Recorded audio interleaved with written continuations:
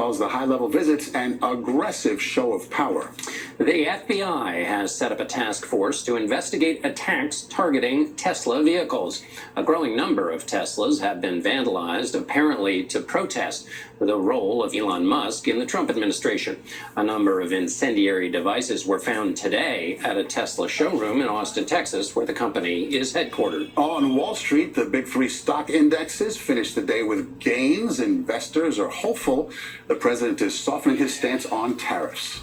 And the Attorney General of California is urging customers of the DNA testing company 23mch25 to have their data deleted and their genetic samples destroyed. Nancy Chen reports the company has filed for bankruptcy.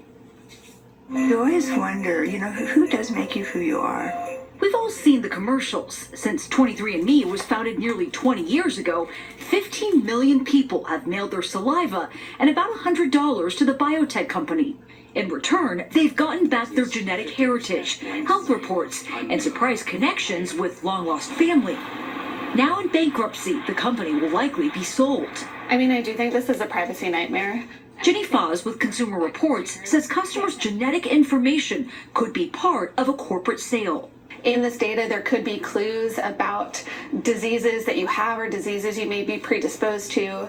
And what that means as far as how it impacts your life and your pocketbook is that you could end up getting charged more for insurance coverage, or in some cases, you could even be flat out denied coverage based on your genetics. Simply because of your DNA. It's hard to know who will gain access to this data. Once worth $6 billion, the company has lost 98% of its value. Headlines say you're fighting for survival. Gail King interviewed co-founder Ann Wojcicki last November.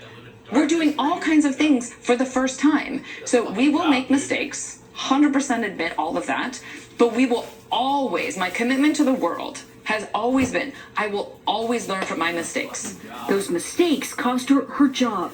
23andMe assures customers it will delete their genetic material if they ask, saying in a statement, data privacy will be an important consideration in any potential transaction.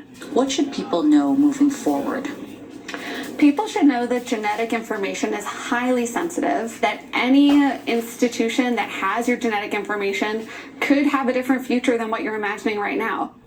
Anyone who has signed up for 23andMe has already given permission for their personal information to be sold. It was in the fine print. So if you have an account and want to delete your data, you can log into their site, go to settings, and submit a request right there. Okay, Nancy Chen, thank you.